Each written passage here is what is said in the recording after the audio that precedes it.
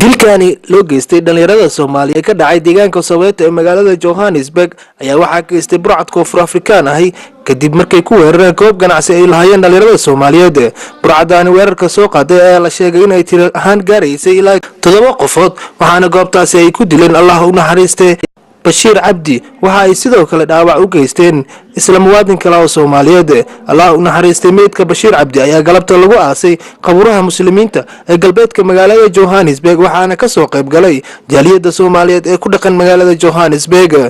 waa kan mid kamid ah dhalinyarada Soomaaliyeed ee goobjooga u ahaa markii dhacdada loo geysanayay dilka muwaadiniinta Soomaaliyeed kan kale la dhaabacayay wuxuuna sharaxaad ka bixinayaa sida ay u dhacday falkaani. كان غصبا واحد صح قفت لنا صدح واقلية الحبا يا صعب ولا كاها صدح انا طلقته والكثير كانوا متبعي انا بتكلمنا لو كانوا طلقتين هو بناك شويه كان قرنا وصح بس هذا ويلكو حبدوا ريسا قصتي باوعنا وتر بيها وصار وعترين